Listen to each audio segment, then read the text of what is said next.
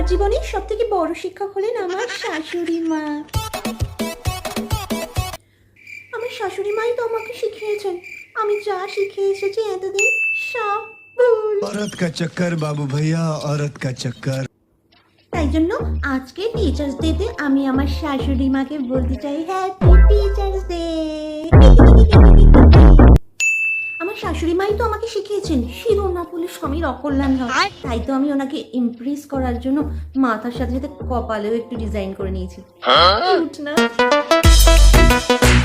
আমার শাশুড়ি মা বলেছেন টিপ না পড়লে স্বামীর অকল্যাণ হয়। তাই তো আমি টিপের রেলগাড়ি বানিয়ে নিয়েছি। কিউট না? আমার শাশুড়ি মা বলেছে মাথার তেল আর ঘোমটা দুটো যেন কখনো না সরে।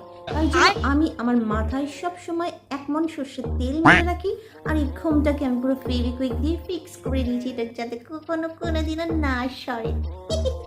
কিউট না? আমার শাশুড়ি মা বলেছেন সোনার গয়না কখনো খুলবে না, এতে স্বামীর অকল্যাণ হয়। তাই জন্য তো আমি আমার বিয়ের নেকলেস, ইয়াররিংস, জুয়েলারি সব সময় এখনো অবধি বিয়ের টাইম থেকে পড়ে আছি, একদিনও এক সেকেন্ডের জন্য খুলিনি। কিউট না?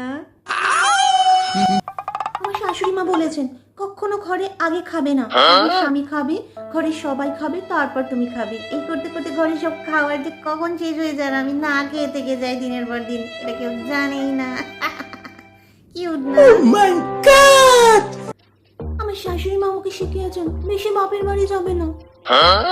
এই জন্য আমি বাপের বাড়ি না যেতে যেতে এমন হয়েছে আমি আমার নিজের বাপের বাড়ির রাস্তাই ভুলে গেছি। কিউট না? আমার শাশুড়ি একজন মহান আত্মা, ওনার ব্যাখ্যা আমি আর কি দেব বলে, ওনার কাছ থেকে আমি যা যা শিখেছি কি বলবো আর।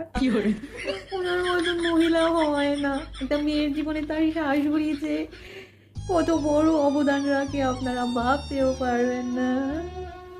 আর বেশি বলবো না, পরের বছর শিক্ষক দিবসের জন্য কিছু তো রাখতে হবে। Bye bye.